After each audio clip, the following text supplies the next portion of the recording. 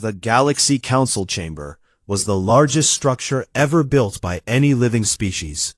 It floated in open space between three star systems, a massive ring of glass and metal where representatives from over 400 civilizations came to talk, argue, and pretend they were equals. They were not. Everyone knew the Dralvine Empire sat at the top. Everyone knew that when the Dralvine spoke, the rest of the galaxy listened. And everyone knew that when the Dralvine wanted something, they got it. Jaewon had known this from the first day he walked into the chamber as Earth's ambassador. He was a tall man with a calm face and careful eyes. He never raised his voice. He always smiled. And he had spent 6 years learning one simple truth about galactic politics. Nobody cared about humans.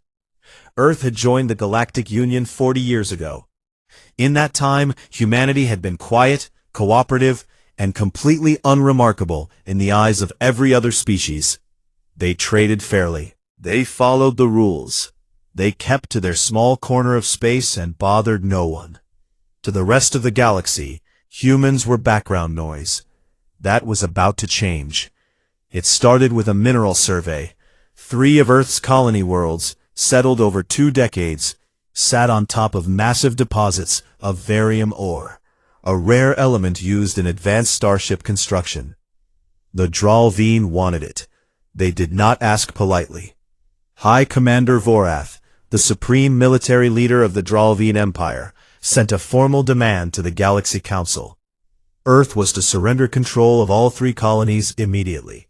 No negotiation, no compensation, just hand them over. Jaewon stood before the council and declined. He did it respectfully. He quoted the Galactic Union's own territorial laws. He presented the legal documents that proved Earth's rightful claim to those worlds. He was thorough, professional, and completely correct. Counselor Embra, the ancient head of the Galaxy Council, listened with tired eyes and said nothing. No one challenged the Dralvine. No one ever had. The session ended without resolution, which in galactic politics meant the Dralvine would simply take what they wanted anyway. Jaewon returned to his quarters that evening and sent a message to Earth. It contained only 4 words: they will not help. 3 days later, the sky above Busan Colony burned. Busan Colony was Earth's largest settlement on Mars. It was home to 212,000 people. Families, workers, children attending school, old couples tending small gardens in pressurized greenhouses.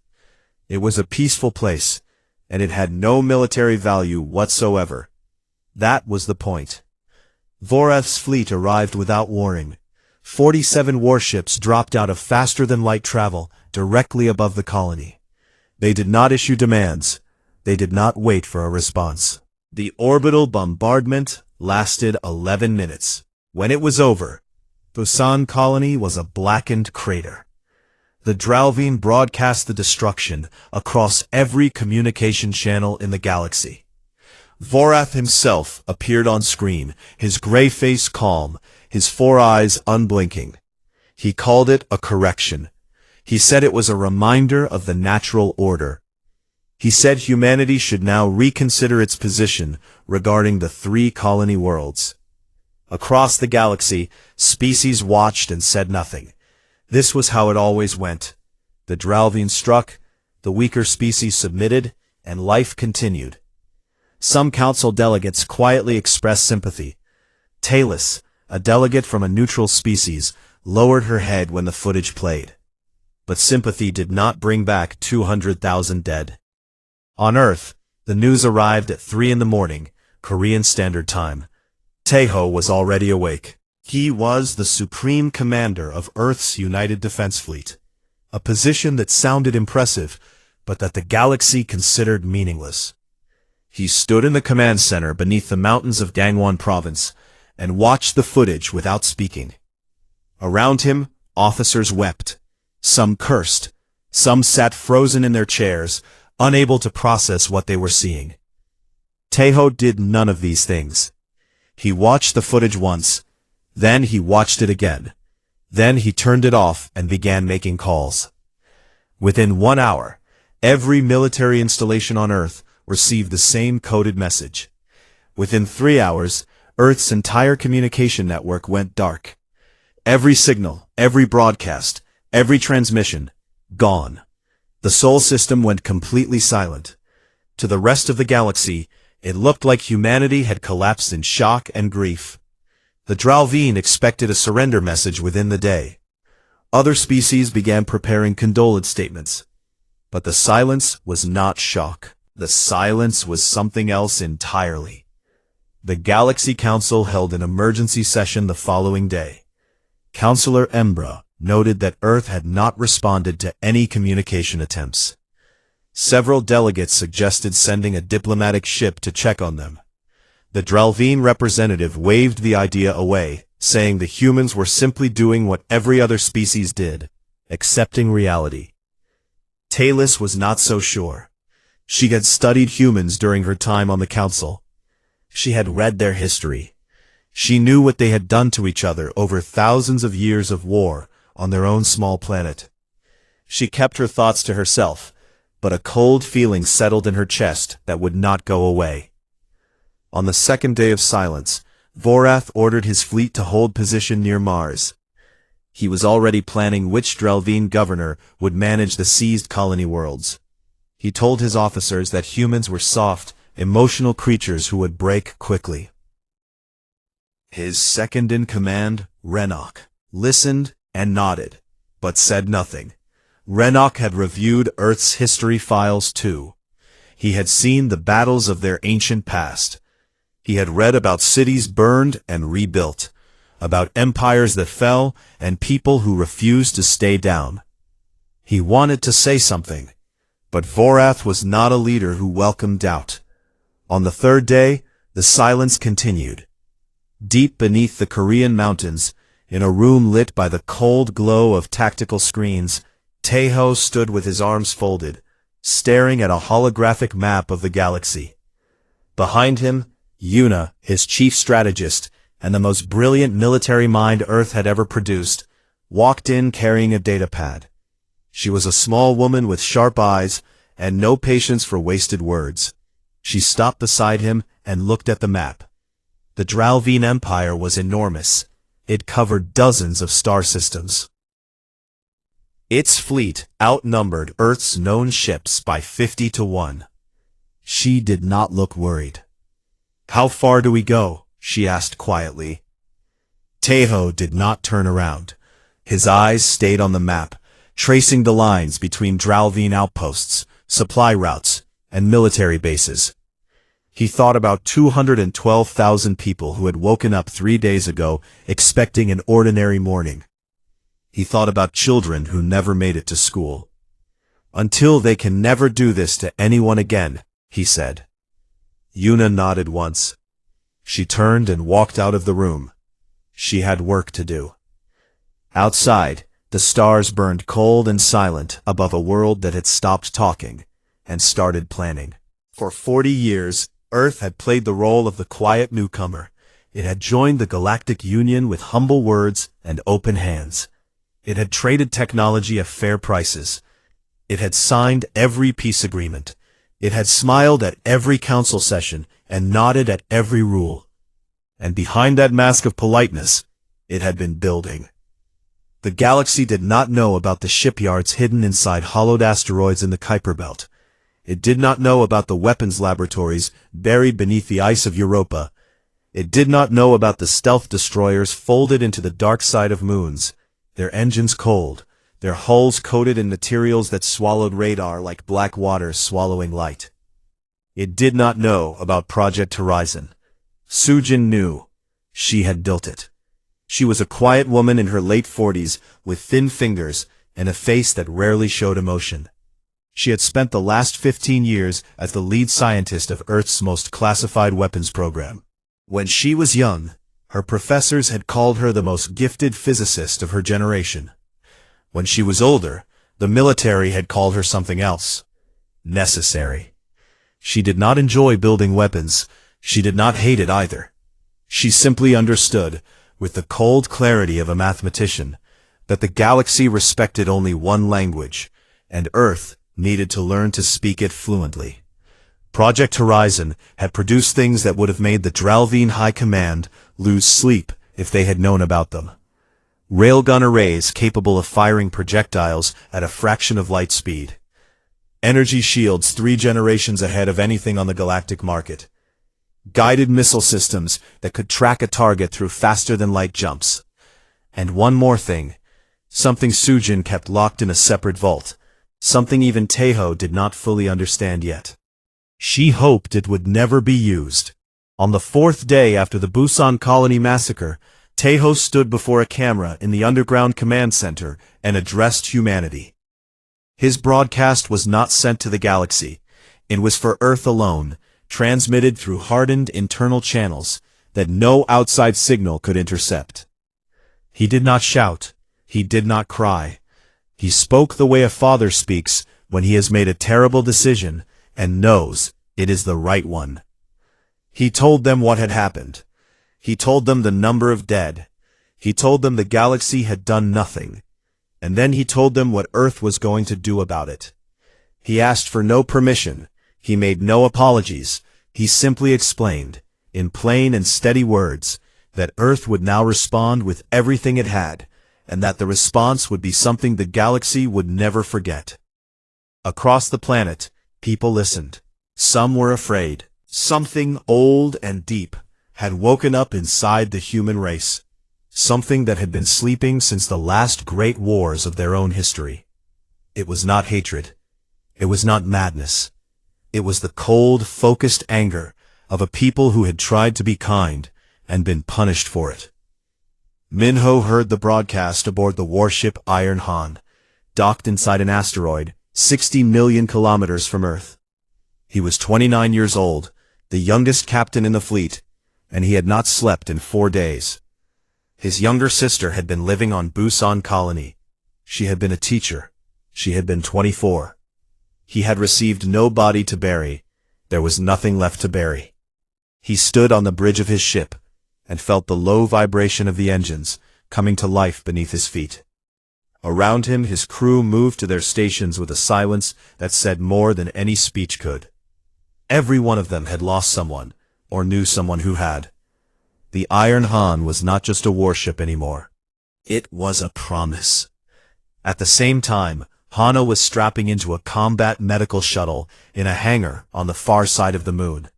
She was 31, a field medic with 10 years of experience in Earth's colonial emergency service. She had been on Busan Colony when the bombardment started. She had survived because she had been underground in a medical supply basement, checking inventory. The ceiling had collapsed on her. She had crawled out through burning rubble with second-degree burns across the left side of her body. The skin grafts were still healing. The doctors had told her she was not fit for duty. She had told the doctors to get out of her way. She was not going to sit on Earth and wait, not after what she had seen, not after the sounds she still heard when she closed her eyes. Across the solar system, the Ghost Fleet woke up. Ships that had been sitting cold and dark for years powered on their engines one by one. In the asteroid belt, in the rings of Saturn, behind the gas giants, in every shadow the Sol system had to offer, Earth's true military strength revealed itself. Thousands of ships. Not the modest defense fleet the galaxy had seen in official reports. An armada. Solent, patient, and furious. On the 5th day, Jaewon returned to the Galaxy Council. He walked into the great chamber wearing the same calm expression he always wore. He smiled at the delegates. He nodded politely to Councillor Embra. He took his place at the human delegation's platform, which was small and positioned in the back corner of the chamber, as befitting a minor species. Then he spoke. He formally invoked Article 17 of the Galactic Union Charter, the right of any member species to conduct full military retaliation in response to an unprovoked attack on civilian populations. It was an old law, written into the Charter at its founding, meant for extreme cases. No minor species had ever used it. Most delegates did not even remember it existed. Jaewon reminded them. He projected the text of the article onto the chamber's central display. He read it aloud, slowly and clearly. Then he presented the evidence: the death toll from Busan Colony, the footage of the bombardment, the communication logs showing that the Dralveen had issued no warning, no ultimatum, no chance to evacuate. 212,000 civilians, killed in 11 minutes, without reason. The chamber was quiet. Jaewon let the silence sit for a long time. Then he said in the same polite voice he always used, that Earth was now in a state of total war with the Dralveen Empire. He said that Earth's military response had already begun. He said that he hoped the Council would respect the legal framework it had built. And he said, with a smile that did not reach his eyes, that he would appreciate it if the Council did not get in the way. Several delegates tried to speak. Councillor Embra raised a hand for order. The Dralveen representative stood up and called Jaewon's words an empty bluff from a doomed species. Jaewon did not argue. He simply bowed and left the chamber. On the edge of the Sol system, a Dralveen scout drone drifted through the cold darkness near Saturn. It was a small, unmanned device, one of hundreds the Dralveen had scattered across the galaxy to keep watch on lesser species. Its sensors swept the area routinely, expecting nothing. It found something. The drone's cameras captured an image that was transmitted back to the Dralveen command ship before the drone was destroyed by a precision railgun shot. The image showed a fleet emerging from behind Saturn's rings. Ship after ship after ship, their engines glowing blue-white against the darkness, moving in perfect formation, spreading outward like the fingers of an opening fist. When the image reached Vorath's command ship, it was displayed on the main screen of the bridge. Officers stopped what they were doing. Conversations died. The bridge fell silent. Vorath stared at the screen for a very long time. Renok stood behind him and felt something he had never felt in his entire military career. Genuine, bone-deep fear. Not of the ships, not of their weapons, but of the fact that the humans had hidden all of this for decades behind smiles and handshakes and polite words at council meetings. What else had they hidden? The image burned itself into the memory of every Dralveen officer who saw it. In the years to come, historians would call it the moment the galaxy's balance of power shifted forever. But in that moment, standing on the bridge of his flagship, Vorath said nothing. For the first time in his life, the High Commander of the Dralveen Empire had nothing to say. The fist was closing, and there was no way to stop it. Yuna had spent 3 years designing the attack plan. She had mapped every Dralveen military outpost, every supply line, every communication relay, and every fuel depot across 12 star systems. She had studied their patrol schedules, their officer rotation patterns, their response times, and the exact distance between their bases. She had run the simulations over 10,000 times. She knew, down to the minute, how long it would take the Dralveen to realize what was happening. And she had made sure that by the time they figured it out, it would already be over. The plan had a simple name. She called it simultaneous. At exactly the same moment, across 12 star systems separated by hundreds of light years, Earth's fleet struck every forward military base the Dralveen Empire had outside its home system. Not one base, not 3, all of them, every single one, at the same time. The galaxy had never seen anything like it. Coordinated faster-than-light attacks across that many systems required a level of timing, communication, and precision that most species considered theoretically impossible. The Dralveen certainly thought so. Their entire defensive strategy was built on the assumption that no enemy could hit more than 2 or 3 targets at once, giving them time to reinforce and respond. Yuna had understood this assumption perfectly, and she had built her entire plan around destroying it. The first reports came in confused and scattered. A Dralvine base in the Korath system sent a distress signal. Then another base, 4 star systems away, sent one too. Then 3 more. Then 7. Within 20 minutes, the Dralvine High Command was receiving emergency transmissions from every corner of their territory. Bases were under attack. Fuel depots were exploding. Communication relays were going dark. Supply ships were being intercepted and disabled before they could even power their weapons. Vorath stood in his command center and watched the tactical display light up with red markers. Each marker was a base under attack or already destroyed. For a long moment, he could not speak. His officers looked at him, waiting for orders.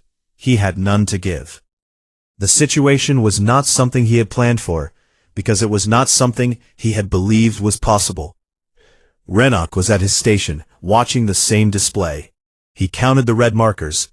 37 targets hit in the first wave. The precision was terrifying.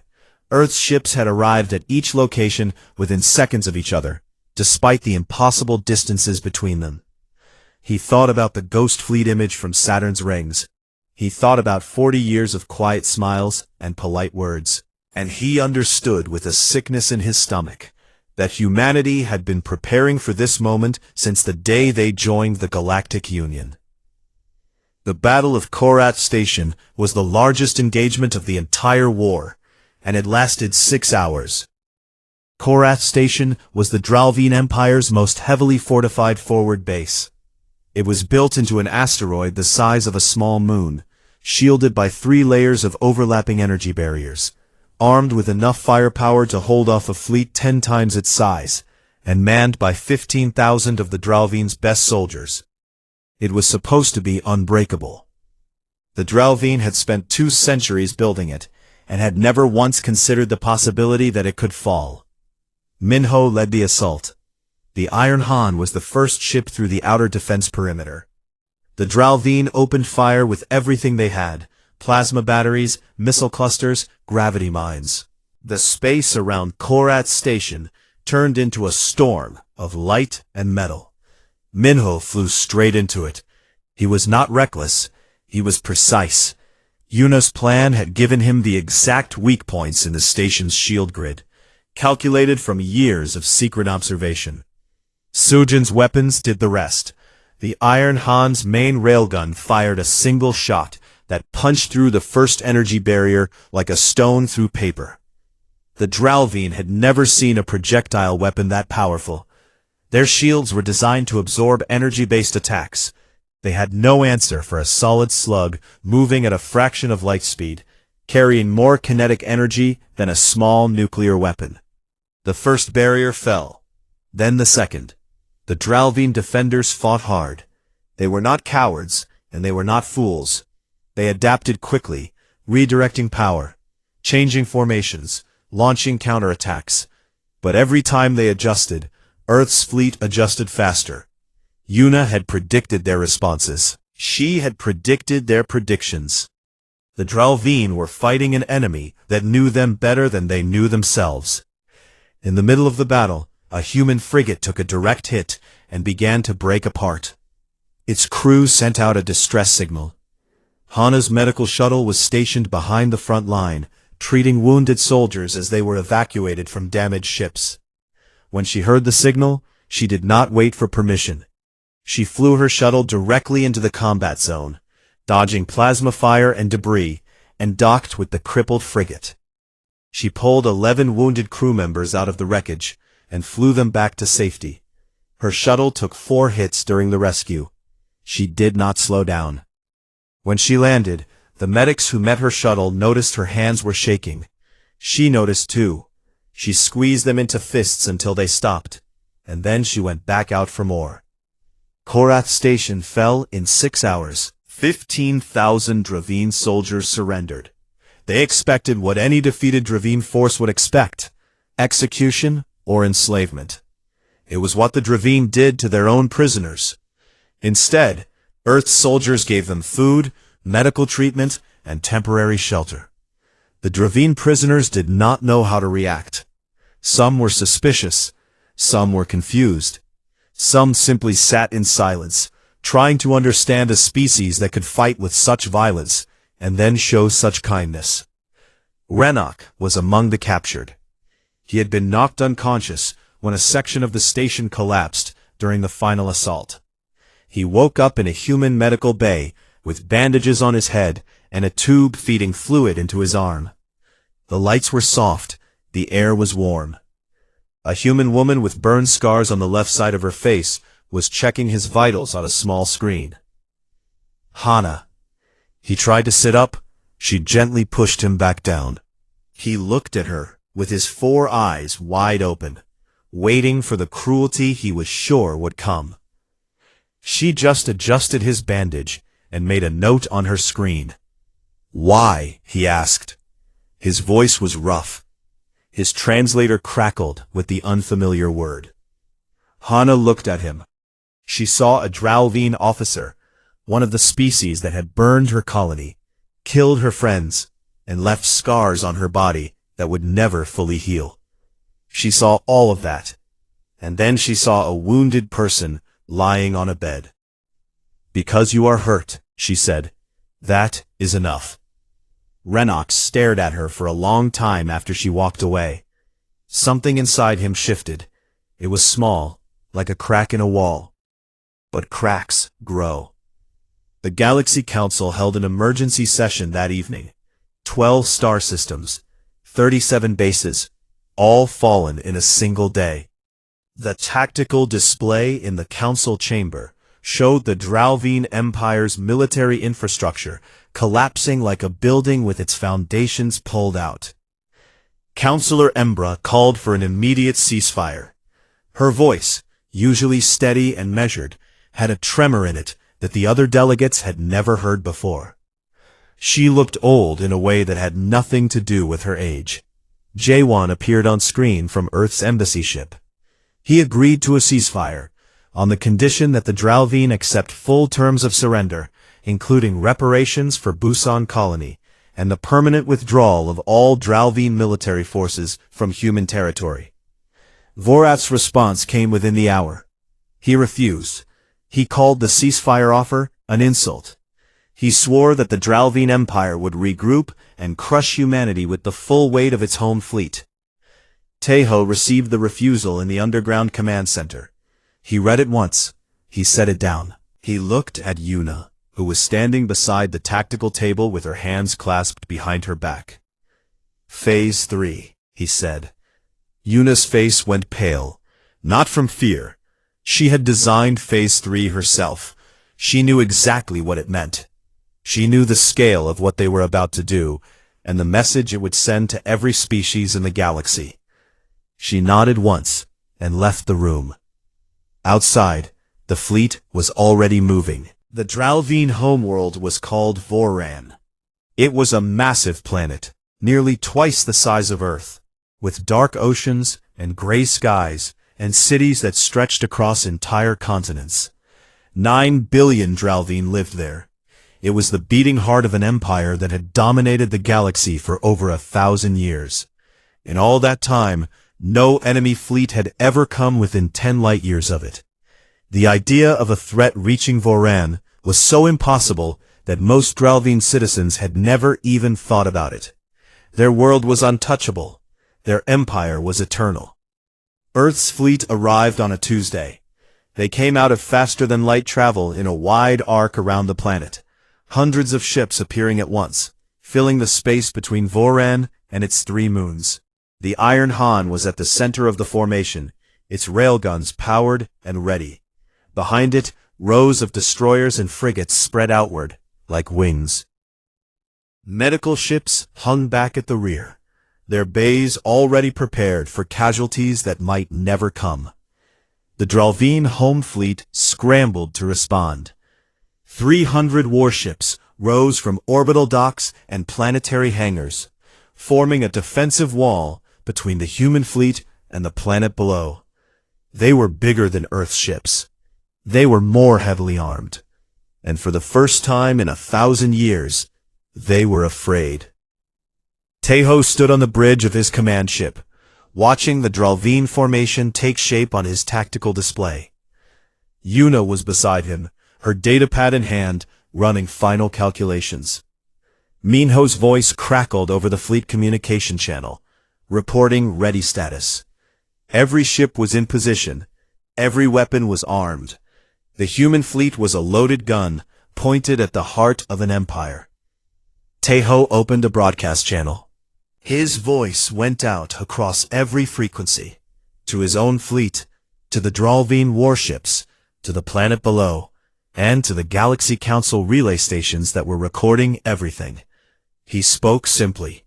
He said that Earth had not come to destroy Voron. He said that Earth had not come to kill civilians, or burn cities, or create another Busan colony. He said that Earth had come to deliver a message that the Dralvine Empire had never received in its entire history. You are not untouchable. Then he gave the order. Earth's fleet did not fire on the planet. Instead, they targeted the planetary defense grid, the network of orbital weapons platforms, shield generators, and sensor arrays that protected Voron from space. Sujin's technology made it almost easy. The railguns punched through the defense platforms one by one. The stealth destroyers slipped past the Dralvine warships and disabled the shield generators with surgical precision. Within 2 hours, Voron's entire orbital defense network was dark. The Dralvine home fleet fought back with desperate fury. They threw everything they had at the human ships. Plasma storms, gravity torpedoes, wave after wave of fighters pouring out of carrier bays. The battle was brutal. Ships on both sides took damage. Explosions lit up the darkness between the planet and its moons. Minho's Iron Han took a direct hit to its port side that killed 8 crew members and blew a hole through 2 decks. He sealed the breach and kept fighting. But the outcome was never in doubt. Yuna's strategy was too precise. Sujin's weapons were too advanced, and the human crews fought with something the Dralvine had never faced before. The cold, absolute determination of people who had already lost everything they were afraid to lose. Within 4 hours, the Dralvine home fleet was broken. Half their ships were destroyed or disabled. The rest had pulled back, unable to mount any organized resistance. Earth's fleet established a complete blockade around Voron. Nothing could enter or leave the planet without human permission. For the first time in over 1,000 years, the Dralvine homeworld was surrounded and helpless. On the planet below, 9 billion Dralvine looked up at their sky and saw human ships where their own defense platforms used to be. The feeling that passed through the population was something their species had no word for, because they had never needed one. It was the feeling of being small, of being vulnerable, of understanding suddenly and completely what every other species in the galaxy had felt when the Dralvine came to their world. Vorath refused to surrender. He retreated to his command bunker deep beneath the capital city and ordered every remaining military unit to prepare for a ground invasion. He screamed at his officers to gather the reserve fleets from other systems. He demanded counterattacks, reinforcements, miracles. His officers obeyed, but their movements were slow and their eyes were empty. They knew it was over. The only person who did not know was Vorath himself. Renok knew. He had been released along with the other prisoners after the fall of Korath Station. Earth had returned them to Dralvine space with a simple message. Go home and tell them what you saw. Renok had gone home, and now he stood in the capital city, looking up at the human fleet in orbit, and made a decision that would change the course of Dralvine history. He broadcast a message, not to the military, to the people. He told them everything. He told them about the battle at Korath Station. He told them about being captured. He told them about the human woman with burn scars who had treated his wounds and asked nothing in return. He told them that the humans had fed their prisoners, cared for their wounded, and released them without conditions.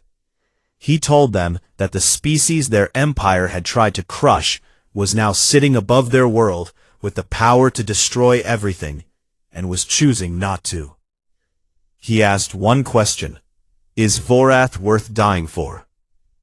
The answer came quickly. Across the planet, Dralvine soldiers began putting down their weapons. Officers who had served Vorath for decades quietly walked away from their posts. The population did not revolt, they simply stopped obeying. It was not dramatic. It was tired. 1,000 years of empire, and the people at its heart were exhausted by what it had cost them and everyone else. Vorath's own senior officers entered his bunker and told him it was over.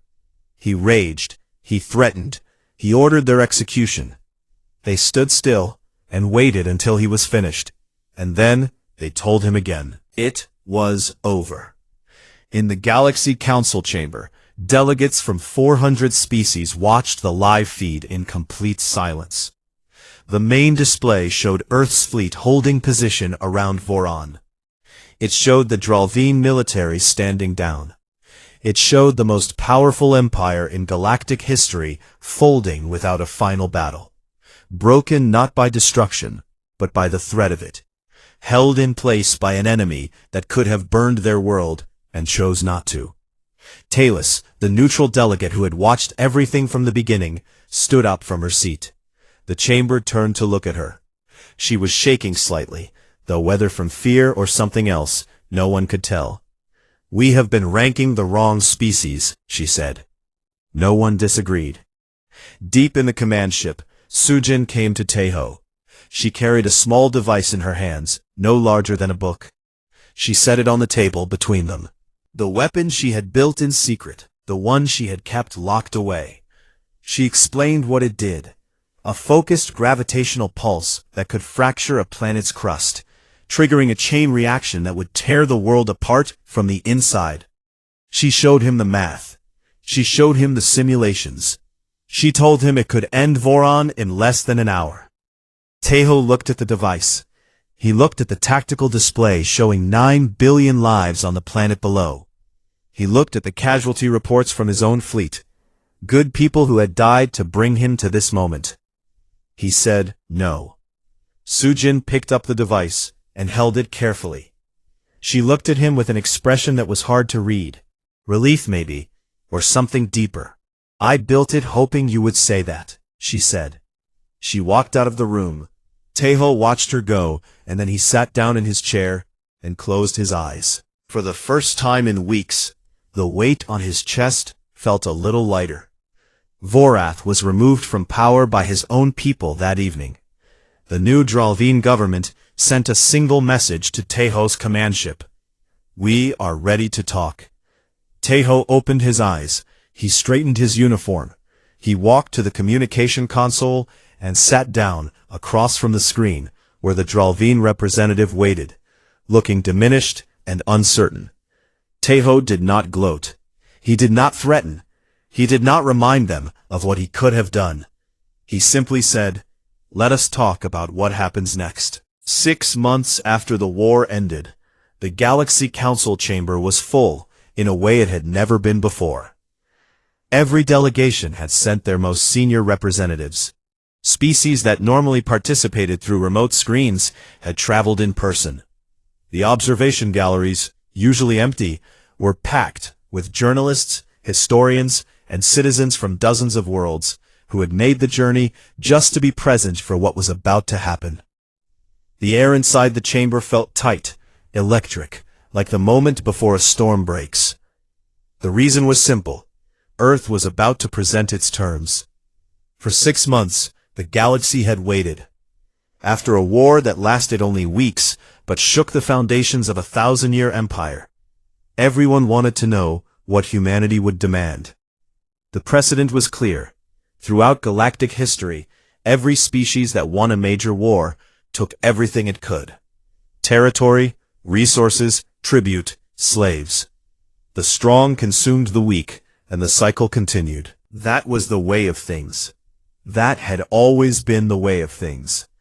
Jaewon walked to the central platform of the Galaxy Council chamber and looked out at 400 delegations watching him with a mixture of curiosity, fear, and something that might have been hope.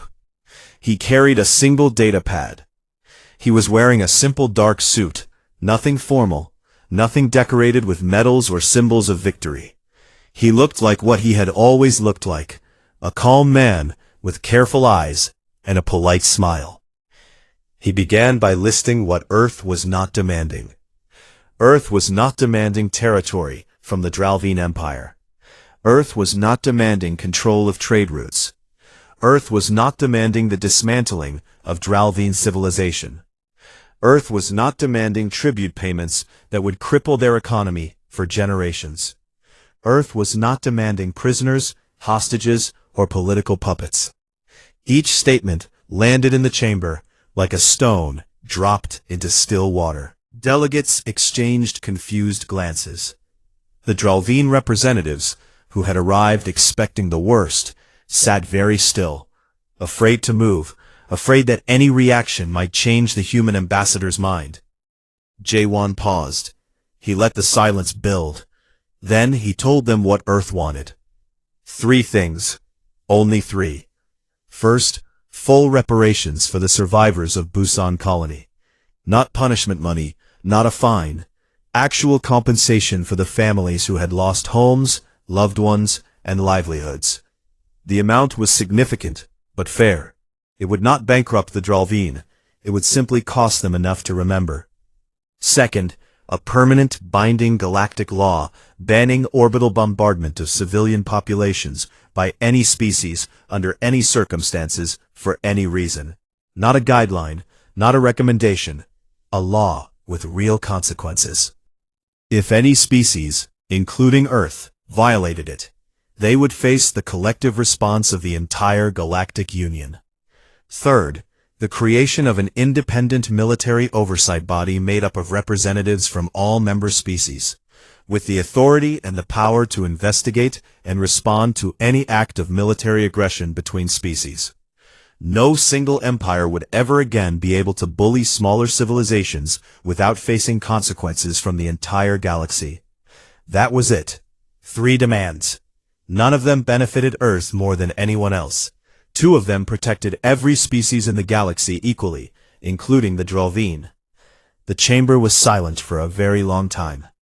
Talus was the first to speak. She stood at her delegation's platform, her hands pressed flat against the surface to keep them steady. She said that in 300 years of galactic diplomacy, she had never seen a victor use its power to protect others instead of enriching itself. She said that she was voting yes, immediately and without conditions. The votes came in quickly after that. Species that had spent centuries living in fear of the Dralvine voted yes with a speed that surprised even Jaewon. Former Dralvine subjects, who had expected Earth to simply replace one bully with another, voted yes with visible emotion. Even the Dralvine delegation, after a long internal discussion, voted yes. They had no choice, of course. But some of them, Renok among them, voted with something that looked like genuine agreement. The measures passed unanimously. It was the first unanimous vote in the history of the Galaxy Council. After the vote, Jaewon remained at the central platform. Counselor Embra, who had watched everything with her ancient, tired eyes, asked if the human ambassador wished to make a closing statement.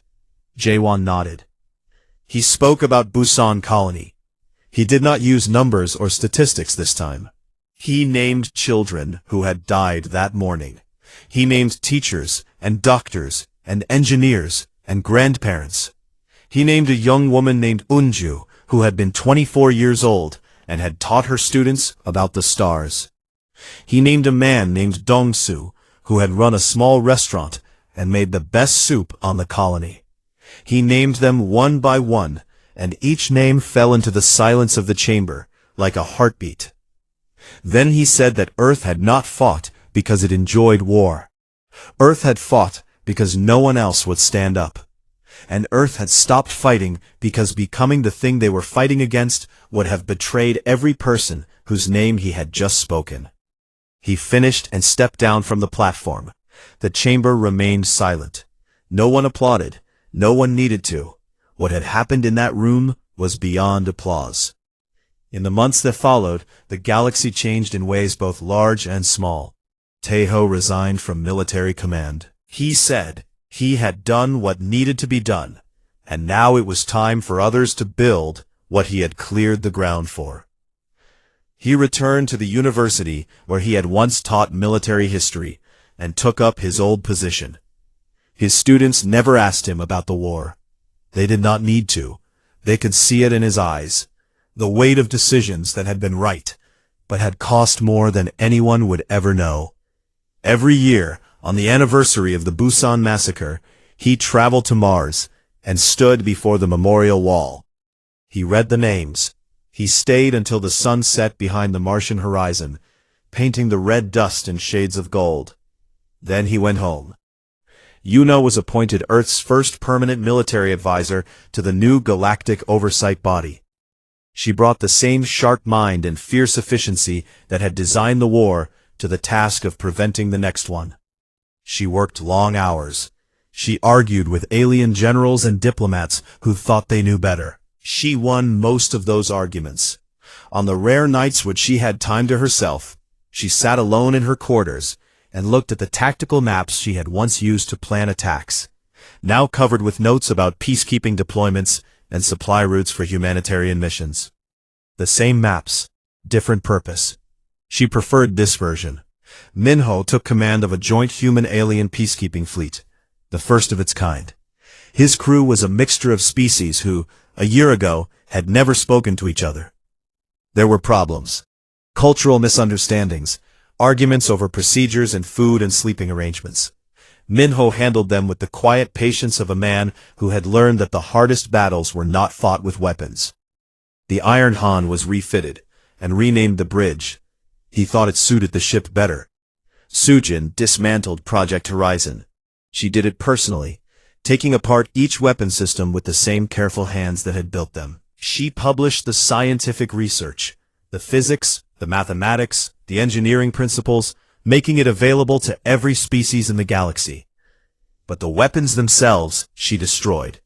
Every prototype, every blueprint, every component.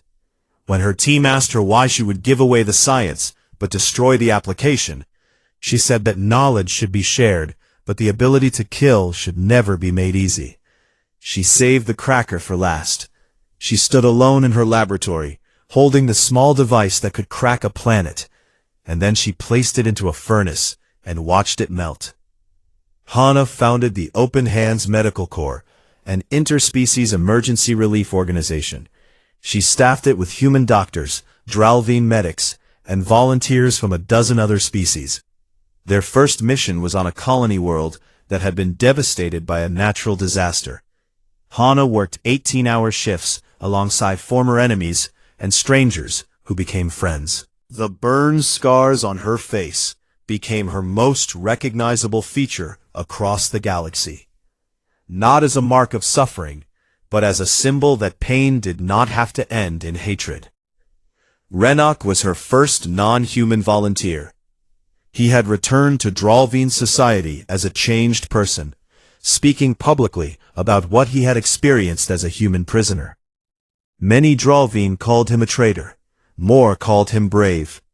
He worked beside Hana in the medical corps for years, learning human techniques, sharing Dralvine methods, and slowly building bridges between species that had been enemies for as long as anyone could remember.